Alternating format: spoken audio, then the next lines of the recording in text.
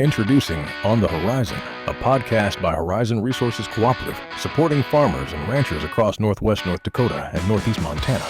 Join host Levi Hall as he engages with agronomy experts, grain traders, and community leaders, sharing insights to help you make confident, informed decisions for your operations.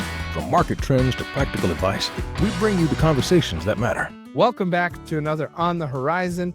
This week we have Dr. Frayne Olson from North Dakota State University. Everybody loves to listen to Frayne talk, and most of the time what people gather to hear Frayne talk about is the grain markets.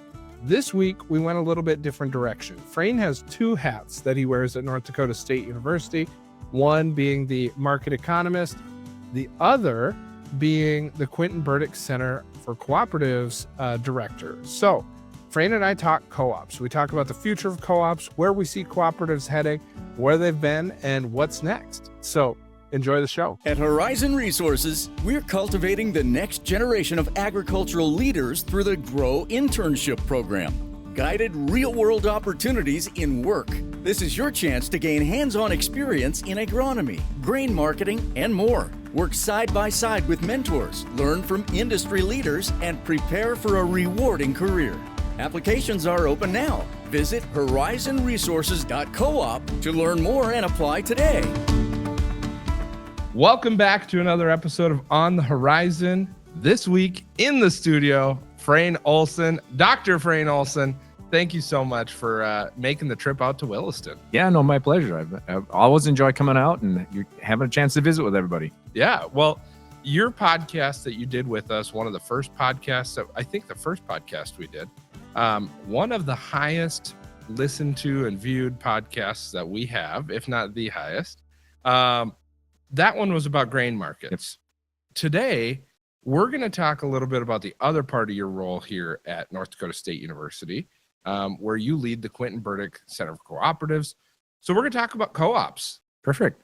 It's something that you and I are both passionate about. I joked that we would talk until the room ran out of air. So we'll see if anybody propped the door open or not. But yeah, so one of the questions that I get the most, Frayne, is why did co-ops start and what was the purpose of them?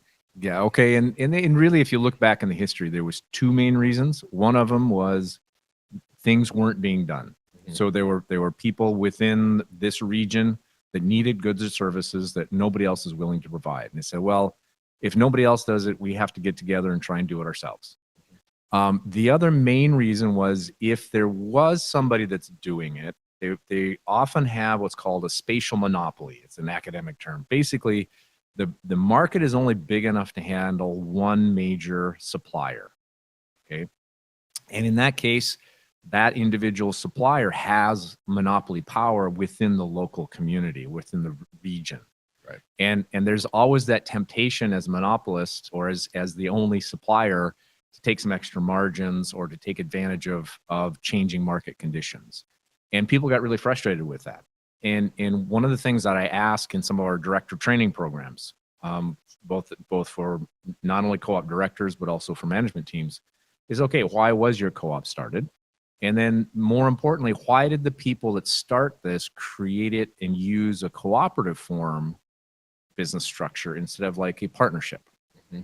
And after we kind of fumble around that and struggle with it for a little bit, it really comes down to two things. Number one, we not only had to pool our equity, we had to pool money to be able to start a new business. And typically no one individual had enough money to do it by themselves. But in order to be competitive, either as nobody else is doing it or even as going up against somebody that is already in the marketplace, we also had to pool our purchasing and sales power. So you had to do both. Right. If it was just one, we wouldn't be successful. You needed both of those at the same time. So let's put our money together as well as promise to do business with the company we own.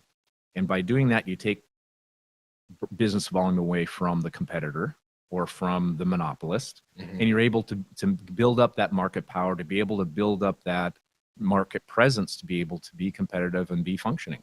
You know, when you say spatial monopoly, I think that it's important to also mention, 1929 is when Farmers Union Oil Company of Williston was formed. Where I was, Beach, North Dakota, I think they were 1917. spatial monopolies were much different than we have today. You know, I have customers here that will take their canola to Velva. Yep. That wasn't going to happen with a horse-drawn buggy or, you know, even the single-axle truck, you know, which was much later down the line, let alone in the early 1900s. Right. If you look, let's specifically on the grain industry, and we'll come back to the petroleum side in a little bit. On the grain side, there's a reason that along the main line, you have the little elevators, the original elevators that were about 20 to 30 miles apart, because that was about the distance a horse and wagon could go to town and back again in a day. You could have one load a day if you hitch up the team of horses. Yeah. And of course, technology has changed, and our roads have improved, and the scale and size of farms have increased substantially.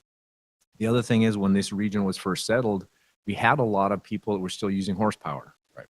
And as we moved from horsepower, in particular, about, was usually about just after World War II, but all of a sudden tractors became, the power source, commonplace. And a lot of it was because of the technology and the technology advancements during the war.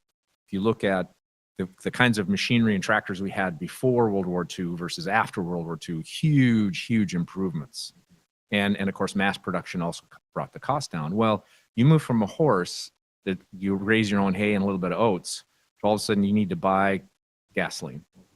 And we eventually moved from gasoline to diesel fuel. We went from, when I asked this question about why was your co-op originally formed, we do some programs in South Dakota, and a lot of the South Dakota co-ops were originally formed to provide lumber and coal, because coal was the heating source. Sure. Okay. And I tease the guys, say, okay, well, guys, how many gross dollars of sale business volume did you do for selling coal last year? And everybody kind of laughs and said, well, nothing, right? Other than charcoal for your grill. Right. So cooperatives have developed and evolved and changed because the needs of their members have changed. Now, sometimes people get frustrated because they don't change as fast as what some people believe, but you got to realize that, this is a transition. Right. And cooperatives can be very efficient. They can be very forward thinking. But it takes effort. It takes participation, not only participation from the membership in using the co-op, but also providing that voice. The members are responsible for electing the board of directors. Right. A lot of people are critical of cooperatives. They're not progressive enough. They're not adaptive enough. They're not flexible enough. And we can all come up with examples of co-ops that fit that model, but in reality, a lot of them are very nimble and very adaptive, and a lot of them are forward-looking. But it really does take the participation of everybody. Members, they have to participate by not only doing business with the co-op, coming to an annual meeting. One of their biggest responsibilities is to vote to elect the board of directors. Yep. And the board of directors are from within the membership. They're supposed to represent those members and provide the voice for the members into the boardroom, into making the decisions for the co-op. And so if the board members don't participate, don't take their job seriously, if the members don't participate, take their job seriously, the co-op is going to struggle because we don't have that information flow. The co-op and the management team really doesn't know what the priorities of the members are. Right. And that's one of the big differences. It's a blessing and a curse, if you will, for the co-op business models, is that we have to have that participation. If we don't have it, decisions are still going to be made, but the management team might have a different view of what the priorities are from what the members actually say. So you need that communication. You need that flow of knowledge back and forth, and that's one of the real strengths if it works well. So you mentioned the separation between grain co-ops and energy co-ops. In 2006, Horizon Resources was formed, where we brought our whole to a full service cooperative, fully diversified. So that means that an operation, whether it's a farmer or rancher, any agricultural producer can do everything at their business and only use Horizon Resources if they wanted. So let's talk a little bit about, when did we start to see some of that, and what are the advantages? That's a question that I get a lot when merger talks kind of are floated between neighboring co-ops. Well, what's the advantage to me? Because North Dakota, we've got a lot of co-ops that are still in the co-op world small, very small, where you look at some other states like Iowa, and in particular, I laughed because once they formed a co-op and they just said new co-op. That was the name of the co-op. And it was just like, we know we're going to merge again. We know, like, it's just commonplace down there that there's consistent mergers. So let's talk a little bit about the differences in those. Yeah. Okay. And part of it, in particular for this region, obviously there's some big differences, not only in the cropping mix, but also when that, like Iowa, Illinois, Indiana, when that region was settled versus when the Midwest was settled. I mean, we were a little bit later in the system, a little bit. We really needed to have the advancement of the railroads to really allow both product in as well as product out, to make it easier for people to get here and to live. Okay. And so the development of this region, the reason we see, the grain co-ops separate from the petroleum co-ops or the energy co-ops is because they were formed at different times. You mentioned about Beach, for example, in the early 1900s, or even Horizon, the original roots of Horizon Resources in the 20s. A lot of that was grain based. And again, as I said earlier, it wasn't until we moved to power on the farm, tractors, when we need to move from kerosene to gasoline to diesel fuel, that's when the petroleum co-ops were started. Well, again, two separate entities, they had different functions. Some people wanted the energy, they didn't need the grain. Some people needed the grain, they didn't need the energy. Now, fast forward another 100 years, and we've seen a lot of consolidation. Technology has improved. The size of farms have increased. We're now very diversified. Some of like Williston has grown tremendously. And the needs of your customers, the needs of your members have shifted. And one of the things that we're trying to do with the co-op, remember I said pooling your purchasing and sales power. And that's still true today. It's just we have to be at a larger scale. If you're going to have some kind of market power, market influence, you need to have a large enough scale and scope to be able to have some leverage. Okay, because you're going up against larger and larger companies within the national and international stage. And so we have seen this natural kind of consolidation. We see it at the farms, we see it in the ranches. We're also seeing it within the cooperatives. And it does make a lot of sense, in particular now when we think about production agriculture. There's a lot of co-ops that have merged the grain and the energy divisions. Or you've seen grain co-ops growing and expanding into agronomy services. Okay, and not only fertilizer, but also, the chemical application, when you're looking at agronomists, agronomic services, right? This is becoming a more kind of not one-stop shopping per se, but there's advantages to coordinating all of this. Because if we understand what you're doing on the production side, it helps a lot more on the marketing side, and vice versa. Mm-hmm.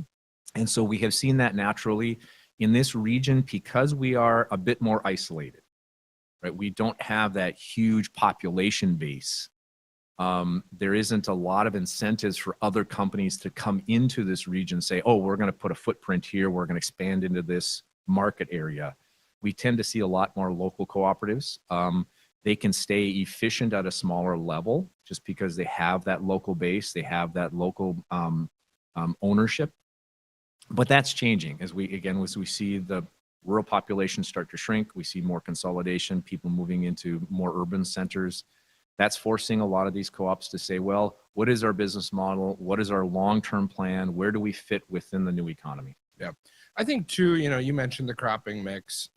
You look at Iowa, and that's a processing heavy state where in order for that local co-op to compete with the processors, they're going to need some size and scale. Where up here, we're a rail captive state. Now we've got some processors coming online on the east side of the state. That's definitely changing the game, not just in eastern North Dakota, but the ripple effect will be felt all the way to western North Dakota. So it certainly changes the need for cooperation, if you will. Yeah. It changes that need because one of the things that you often talk about is when you become a member of the cooperative, you agree to finance the cooperative. Mm-hmm. Now, that doesn't mean that I go out to all my members and I say, hey, I'd like to take a loan out. Can I use some of your operating loan this year? Instead, it's the retained earnings portion. Right. And so to be able to use that capital and compete, because, this is a capital intensive industry that we are in. Very much. So to be able to really compete, not just with big processors or the big ADMs, Cargills of the world, but just our neighbor co-ops and provide the fastest, best service that we can, it all takes money. It does. So a couple things, and I want to, you're making some comparisons which are really good because it shows why our region is a little bit unique. So let's look at an Iowa or Illinois. Mm-hmm. I'm going to pick on Iowa because I lived there for a couple of years. Sure. I got a pretty good feel for what's going on there. So in today's world, Iowa is primarily corn and soybeans, mm-hmm. and corn high volume. I mean, when you're thinking in the central Iowa, you have 250, 280 bushel crops per acre. I mean, those, you're talking serious volume, right? But both corn and soy are primarily feed and energy crops. Okay. Now I know some of the soybean oil is used for food products, etc., but it's really a feed and energy product, especially corn, but also beans. Now you get into North Dakota. Yeah, we're getting to be bigger in corn and beans. We're seeing some processing, not only ethanol, but now oilseed crushing.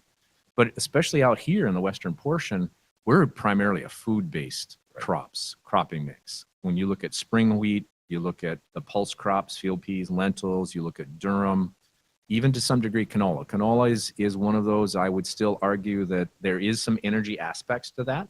The canola oil is being used for the energy source, but it's still primarily a food crop. Right. So when we move from a feed energy base to a food base, quality becomes huge. That's what makes, that's what separates the grain from the chaff, excuse the pun, right? Yeah.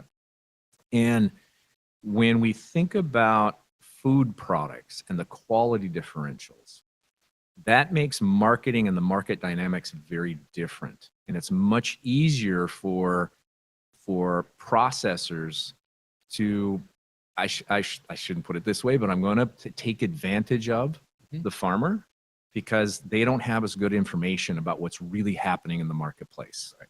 Yes, we can see the futures market, but what does that really mean for the quality profile? What does it mean for, who's needing? Is this an export market? Is it a domestic market? If you've got a domestic mill, the domestic mills, some of those are looking for different kinds of products. One of the things I talk about in my grain marketing as an example is the export market really wants a 14 Pro spring wheat. Mm-hmm. But if you're shipping spring wheat into the Mexican market, they want a 13 or a 13.5. They don't want this really high protein. They need a good protein, but not super high protein. And so now part of your job is to say, well, we're going to buy this grain and we're going to try and find the best market for that. And the food market is a lot more diverse. There's a lot more channels you can go to than the energy market. My joke to some of my meetings is, corn is like marketing gravel. Yep. I mean, it's not hard to make number 2 yellow corn. Okay. And so merchandising and marketing corn is very simple. So there's huge economies of scale because everybody wants the same thing. Right. And if there's some variation from train to train or car to car, it's no big deal because they can't even test for it. Right. But on the grain side, in particular, I know you guys ship a lot of durum. Mm-hmm. I mean, durum specs are very, very tight and the buyer wants consistency. And it's a moving target. And it is a moving target. And so what happens in the cash market, so you as the merchandiser that in the market every day have a lot better source of information, a lot better feel for what's happening in the marketplace than I would as a farm manager. I want to grow the best durum I can. I want to get the best yields. I have to make a living off of this as well.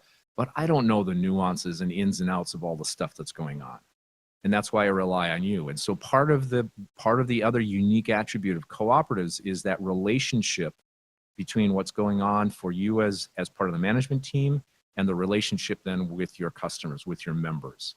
Because the last thing you want to do is, take advantage of them some source or some way and say, look, we're gonna try and squeeze everything we can out of you. That's not the purpose here. Right. I think about your comment earlier where you talked about the spatial monopolies.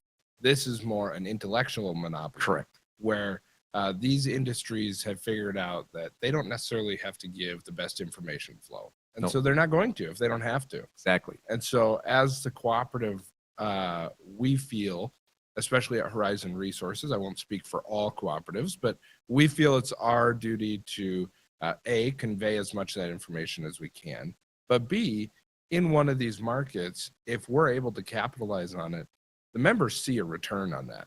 And so that's the benefit of it, especially when you're dealing with some of these low information type of commodities. Correct. So information is really weird. And I've been actually studying this for quite a while, trying to figure out how to explain it to people really succinctly. So I'm going to try here. Yeah. We'll see. This is an experiment. But information is a really unique kind of product. And it is. There's an information market. Mhm. Okay. And a lot of people don't think of it that way. But if you think of information as a product, and I need to purchase this product to make better decisions, information's weird because it's very expensive to collect and create. It's really expensive. But what's the cost of sharing that? Almost nothing, Yeah. right? Okay. And if I share this information with you privately, and I charge you for that information, I can share it to somebody else, and the value to somebody else hasn't changed. Right. So I can take the same information and spread it out to a lot of different people, and that's a revenue source. That's a profit center for me. And it's not just that I might be able to use it because I have better information than you do, which is one aspect to it. But the other part is if I'm willing to share it, I can do that, but it's going to cost you. Right. And how do I try and process and share this information? And that's, in my opinion, one of the things as we move forward in time, not only in the grain markets, but in the energy markets, and in particular in the agronomy area, information is going to be a huge, huge piece of making smart decisions and making the right decisions. And the value of that, being able to tap into that network, is going to be more and more important. So, something along this line, it's a real hot button issue right now, AI. I just sent an email recently to our entire team because Microsoft 365 has announced some new integrations with Copilot, Microsoft's AI tool. And we talked with our IT team, and we kind of said, this is still a little bit too new. We're not going to be out on the bleeding edge. We're going to be on the leading edge. And so we talked about that. But as I was preparing for this podcast a little bit, I was thinking about AI and about how we do so much market research about the amount of tons that are imported or exported by countries, especially in the durum world, to try and predict movements. Well, I haven't tried this yet, but if I plug that into an AI source and ask how many tons per year, what was the last 10-year history of this country, import and export, I'm sure I'll be able to spit out an answer a lot faster than what I used to do. Because as much as we love to dog on the USDA, their information source is actually way better than any other country has. By far. So 2 pieces I want to follow up first on this information source. So one of the things as part of my grain marketing side, I get a chance to work with the Northern Crops Institute a lot, which is a division on campus. It's a multi-state consortium. It just happens to be located in ASU. They do a lot of trade teams. And so I'm asked to come in and explain to these international buyers, typically relatively new to their careers, about how does the U.S. grain system work? And we talk about the futures market and the cash market and the flow of grain and transportation and a whole bunch of stuff. And one of the things we spend a lot of time on is information. I said, okay, so where do you get information about what's happening in your country, about the production and consumption of grains in your country? And a lot of them kind of look around. They don't want to say too much. They look at their feet and say, well, we go to USDA. and which I felt was, kind of interesting and fascinating. Now, is USDA perfect? No, they're not. They're doing the best job they can. But the 2 things I always point to, number one, they're very transparent. We know how they're collecting information, how they're processing it, and the system they use to get the numbers. We don't know what the number is, but we know the system. And number 2, they don't discriminate. They release the information to everybody at the same time. So whether you're a farm manager, whether you're a merchandiser for one of the big multinational companies, or you're a grain buyer in Japan, you get the same information exactly at the same time. And there's tremendous value in that, because if I have information before you do, I have that advantage, right? It's a timing issue. Okay, so let's talk a little bit about AI. And there's no question that AI is coming. Yes. I mean, as they say, the genie's out of the bottle. Now it's a matter of, okay, how do we try and use that and use it appropriately? How do we make sure that there's some safeguards in place so it isn't misused? Yes. And there's a lot of discussion around that, and I agree that we need to spend some time. But how does that impact you or I? it will become a lot easier. AI is in a very big concept. It's a system that is able to go out and access a lot of information, process that very, very quickly, and convert it into a format that you can read and understand very quickly. So it's really reducing that cost of not only creating, but accessing that information. As I said before, that's a really expensive process, right, to collect it and process it and say, okay, what does this mean? AI is going to speed that up to like just lightning speed. It's amazing. Yeah. Now, the challenge with that is when you train the AI, there's a system they use to say, okay, it's like a little kid learning how to do something. Okay. And at some point they become proficient enough. They say, okay, we're going to release it. We're going to let you go out on your own for a while. Now, the challenge is it only knows what it's been taught. Yes. And so part of the AI piece is that you got to share some information with the system to improve it. Yes. Because it's always learning and trying to improve. And that there's some people that have really concerns about, well, I want the information, but I don't know if I'm really willing to share it with everybody else or share it with the AI, because how is that going to be shared with somebody else? What's the security protocols? So there's still a lot of development work, but it is something that we are going to be dealing with and become very accustomed to. Yeah, it's certainly not open source in the fact that code is available, but a lot of these AI tools, you're able to look up and rate answers Correct. that the AI had given. So if somebody were to teach the AI that the sky is green, yep, the AI thinks that the sky is green until it receives enough feedback that says, no, the sky is blue. Correct. Yep. And so that's the importance of it. And that's where there's still some learning that needs to be done. It's an exciting time, very much, but it's still very early. The other portion is you have to know the questions to ask too. And how you ask the question is important.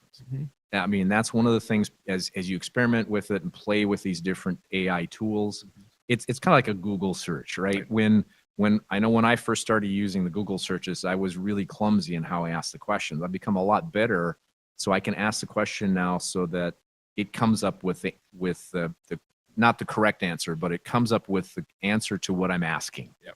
It's the same thing with AI. You got to be very careful how you ask the question, because it will answer it literally. Mm-hmm. It is taking you literally yes. in the way you ask. So some of that is on us as users to make sure that we frame the question correctly. And obviously AI can also has the ability, well, that isn't what I wanted. Let's refine the question. You can ask it again. So it is a really interesting technology. The other thing that I see happening as we move forward, there's gonna be a lot of applications. And one of my biggest concerns long term, not only for cooperatives, but for farm managers and our economy in general, is we're still gonna have some workforce issues. Mm-hmm. And it's not only availability of people, but it's the training of those people, in particular as technology becomes more advanced. And I think AI is really gonna help take those really high-tech applications and make them easier and simpler to use, so that it'll hopefully reduce some of the training requirements. You can use some really high-tech stuff without having a lot of schooling, right? Where you have to go, I mean, some of the new equipment now, you've got to go to like 2 weeks of school just to learn how to use the equipment and use it properly and safely. The AI will help take some of that out and make it easier and safer to use. You know, Elon Musk released this fall this Optimus robot. Mm-hmm. And I kind of was like, one of my first thoughts was, man, I wonder if I could teach one of those to dump a truck, because we struggled to hire for that type of position. Sure. But then honestly, the safety director here at Horizon Resources and I were talking about it later. And I said, really, if we could teach that to open lids on a train, because that's a job that's dangerous. Yep. It's a job that requires a lot of safety precautions. And if we're able to eliminate that, I think that these robots cost about $30,000. And if you say, well, once a year, one might fall off and we have to buy a new $30,000 robot, I would rather do that than put an employee in a dangerous position. Right. You know, so I'm interested to see if that ever, something like that ever comes along, where some of these dangerous portions of the jobs that we ask our employees to do, and we give them all the safety tools. They have fall protection. They have safety training about being on top of the rail cars. They've got radios to communicate with the entire crew. So I don't want people to think that we're putting them out on the front lines with, and saying nothing, good luck, but are we able to, right now we're mitigating that risk. Right. Are we able to eliminate that risk is more so what I'm talking about. So that type of stuff is certainly very interesting to me. You talked about the labor crunch. I think that is going to be something that will drive consolidation through cooperatives, whether that's the top end, the senior management labor. I think that's been a big driving factor down in Iowa, is what I've heard a lot, where co-ops say we just don't have a manager. There was one in central North Dakota last year. They cited that they didn't feel like they had management in-house, didn't want to go through the recruitment process, and felt that there were enough synergies by bringing two co-ops together. So there's a lot going on right now, but the tech side is certainly one that's going to be, I believe that AI is going to be our day's electricity. We will remember life before AI, and then we will say, how did we do it before AI? So a couple things, just for those that are listening, to try and get a better concept of really what we're talking about. Let me use a specific example. So we have John Deere has their See and Spray system. Okay, and so it's a regular field sprayer. It's got 2 tanks. It's got two sets of nozzles on each boom. What makes it unique is it's got a whole bank of cameras and sensors, and as you're driving up and down the field, it'll recognize whether that's a soybean plant or a weed, whether it's a corn plant or a weed, and it'll spray only the weed. So as you're driving up and down the field, it doesn't have cruising speed quite as fast as a human does, but you're literally just sitting there spot spraying. It's the AI system that sees it, recognizes, oh, that's a weed. Now that I have to spray that weed, let's figure out which nozzle or nozzles to turn on just to spray that weed. And what happens? The cost of chemical goes down dramatically. Hopefully you can have a chemical mix that's more effective, that's more targeted for a particular weed or weed product or weed type. That's an example where, if I were to do that and to be trained to do that as an operator, that takes a lot of skill, right? That takes a lot of time and practice. Well, the AI system does it for us. It takes a lot of that kind of human training out of it, makes it simpler for us, less stressful for us as users. Okay, so that's an example. As you said, not only can it be safer, it being more efficient. The downside of that is it's always going to come with a cost. This new technology is not cheap. And again, that comes to the economies of scale. If you're going to buy a sprayer like that, you need to have the spray volume. You need to have that base of acres that you're going to cover to be able to justify that expense. And so this economies of scale, the use of AI, we're using AI because we can't get the trained people we need. I have lots of examples, as you said, of cooperatives that have looked at mergers or looked at acquisitions, if you will, either one, because of lack of management. Whether it be senior management as a CEO, whether that be mid-level management, saying we just can't find the people we need. Is there a way that we can still provide services to our members, still provide the kinds of things that they need, and do it in a little different way? Well, I think that the people thing is definitely going to change how cooperatives do business, and not just cooperatives, but the entire industry, the entire world. But the cooperative world is going to be the one that probably will have, I'm going to say, probably a little bit steeper learning curve on it, because a lot of our members are not accustomed to coming in and having, and I'm not saying it'll get to this, but a kiosk where you say, I'm John Smith and I would like a check, and it prints out the check for you, but there are certain developments that are going to happen, and there will be ways to reduce the amount of staff. Now, hopefully we do that in back office more than we do it in customer facing, but there've been cooperatives that have messed around with, Amazon has technology on self-checkout. So there's been some cooperatives that have been messing around with some of that through their convenience stores. Do I think that that's the future? Maybe not quite yet, but Does that help us, A, speed up the transactions for the customers as they come through the store? And B, does it reduce the amount of labor that we need? That is a difficult level of labor.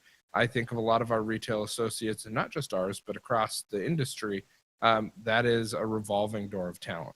Yep. So, so it's certainly something that is going to be exciting to watch how that impacts. The other thing that often happens, just to add on to that, is, again, there's pluses and minuses. There's always these trade-offs that we have to weigh. The other part to that is if you can automate it, it really does improve the accuracy as well. Right. Anytime you put a human into the process, there's this risk that numbers are going to get transposed, or that things are handwriting's bad. I got horrible handwriting. People always struggle with what the heck are you saying, right? So we still need the human supervision. We still need oversight. We still need that, as I say, kind of run it through the crap extractor. Right? Does this really make sense? Right. Does this seem logical? Machines are not very good at dealing with anomalies, something weird or something different, right? So we still need to have that human component to it. But in the same breath, if it's a very routine kind of operation, you also remove a lot of those problems and inaccuracies. And that's also one of the kind of efficiency gains we get, is to be able to have that, and because correcting mistakes takes effort. Well, again, the computer and the AI bot only know what it's been taught. Correct. So if all of a sudden, if you've only taught it Durham, and somebody brings in a spring wheat ticket, it's going to freeze up. I don't know what to look for here. It's what it's going to do is treat spring wheat like Durham. Right. It's going to assume it's a Durham ticket. And so, then all of a sudden it's like, it's mistakes are going to be made. Right. Mistakes. So, and again, to track down that, to figure it out, to make those corrections, even though the correction seems relatively simple, it still takes time and effort to do that and to sort through it.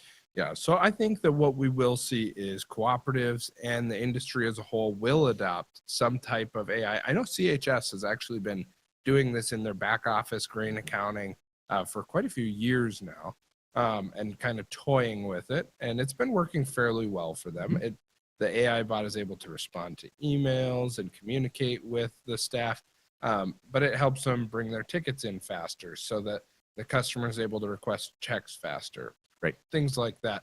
So I do think that there will be some type of adaptation. I think that that's probably, a lot of what we're talking about is certainly future. What does the future look like? I think you're going to see a lot more big cooperatives that have tech departments, where they're managing this type of stuff and really staying on top of it. Immediately, though, I think that North Dakota will probably start to see, I was just recently down at the North Dakota Grain Dealers Convention. There's a lot of retirements coming. And I was at the Petroleum Marketers Convention this last fall. A lot of retirements coming. So I think that the labor crunch is really going to hit. And, there are benefits to these mergers when you gain some economies of scale that give you access to markets and flexibilities that you don't have at a single location. So I want people to understand this isn't all about just being bigger. Right. There are benefits to the member owner. Yep. And so a couple of things, and I actually talk about this in some of my programs. The labor workforce issues we're having right now is really a demographics problem. I mean, the baby boomers are retiring, and we have more people exiting the workforce and dying than we do having entering the workforce. Right. So part of this is a simple numbers game.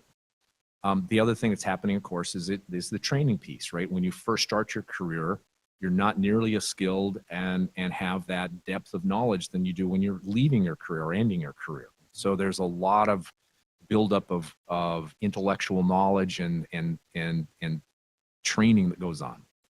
So as we see that, again, that workforce starting to change, the demographics start to change, there's going to be a lot of pressure to say, okay, what do we do? How do we find the right people? How do we get them here? How do we attract and retain them? And to be able to have, as a company, any company, whether you're co-op or otherwise, to be able to offer those kinds of benefits, those kinds of training, as well as promotion activities, to be able to move up within the system if you're really good and want to do that. Now, The other thing that I want to mention, this is something that cooperatives as a structure, just because of the way we're structured, cooperatives really do need to play the long game. So there was a CEO that I listened to on one of our training programs that came in and said, look, the advantage of cooperatives is we can play the long game. We can make investments today that will have long-term payouts, okay? But in the same breath, we have to do that. Just because the investments we are making, whether it be in technology, whether they be in new grain handling facilities, whether it be in new fertilizer handling facilities, whether it be in truck plazas, right? Those are big investments. They have long ROI payouts.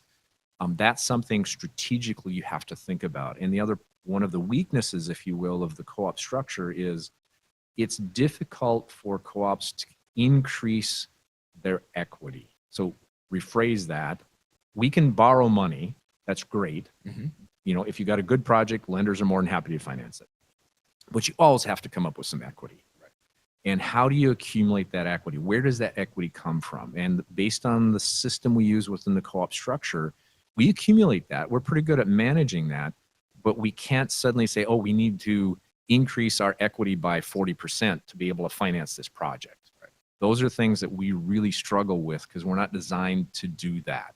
So in many ways, the strategic planning, this kind of longer term vision, saying where do we need to be? What are those things that we need to do today to be in the right position a couple of years from now so that we can serve our members and do the best we can? That's one of the big challenges, especially for leadership, both on the board as well as in the management team. I think you see a lot more cooperatives in the last 5-10 years taking strategic planning a lot more seriously. And that's exactly the reason why, because this is a changing landscape. You look at the cost of capital and you say, you know, right now to build a brand new shuttle loader elevator is going to cost about $40 million. Well, if you're going to outlay that type of capital, it better be the right move. Right. You know, you'd hate to be the co-op that did that and then find out, oh, wait, we're doing this in an area that only is going to produce 3 million bushels, or we're doing this in an area right next to one of these brand new multi-billion-dollar crush plants. You know, it's you have to be very prudent. You know, when you're in charge of everybody's equity, you're sitting on a board, or when you're part of a management team. Yep. And again, the other thing is we get into these co-ops that are very diversified. We have a grain division, an agronomy division, you've got a petroleum or energy division. You're saying, well, we've got some money to reinvest. We've got some money to be able to grow and expand our company. Where do we spend it? Because you know, it's like on a farm, right? Yeah. You all, the wish list is always a lot longer than the bank account. Mm-hmm.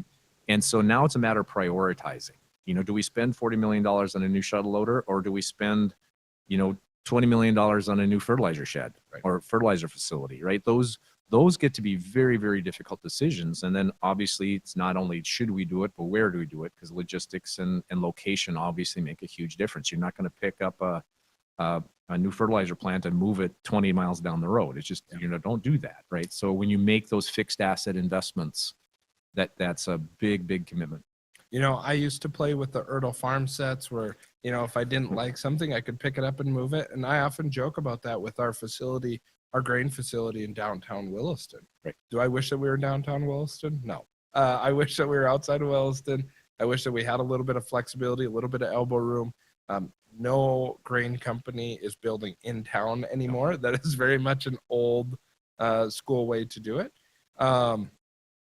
But it is where we are, and we're not going to abandon an asset. So those are the types of decisions that are certainly made. At what point do you double down on where you are, and at what point do you cut bait and say we're going to move somewhere else? So these are the types of decisions that boards and management go through. And again, I cannot stress the importance of long-range planning enough, and to be able to know what is the end goal, how do we get there? Yep. Couldn't agree more. Couldn't agree more. And that's one of those areas, again, when we think about the education programs we're trying to put on through the center, those are things that we spend a lot of time talking about, that we try and help facilitate, that we help try and encourage people, especially board members and management team, to say, you need to do this. You need to maintain operational efficiency. And everybody's worried about day-to-day operations because that's always in your face. We don't always take the time to take a step back and say, oh, well, what direction are we really heading? And where do we need to make those investments? How do we position ourselves to be in the right place 5 years from now instead of just what's happening today? Yep. And I couldn't agree more. Perfect. Well, Frayne, I think that's a great spot to wrap up. I appreciate you coming on the podcast and carving time out of your busy schedule to meet with us, and look forward to having you back sometime. Oh, always a pleasure to meet with you, and love visiting. Thanks a lot, Levi. Thank you for tuning in to On the Horizon. If our conversation today sparked your interest, make sure to subscribe to our podcast on your favorite platform. Stay connected by following @Horizon Resources Co-op on Facebook and Instagram, and explore the world of agriculture with us. We're excited to continue bringing you real conversations with Horizon Resources industry partners, member owners, and employees, discovering more about your local neighbors and community friends. Until next time, keep looking towards the horizon. Horizon Resources, solutions for your success. This podcast is for informational purposes only and is not to be used or considered as an offer or a solicitation to buy or sell commodities. Horizon Resources does not make any representation, warranty, or guarantee as to the completeness, accuracy, timeliness, or suitability of any information contained within any part of this podcast. Horizon Resources does not accept any liability for any loss or damage, including without limitation loss of profit, which may arise directly or indirectly from use or reliance on such information. Whilst the information provided has been obtained from sources believed to be reliable, Horizon Resources does not attest to its accuracy or completeness. Horizon Resources reserves the right to change any source without restriction or notice. The information herein is indicative only and is subject to change.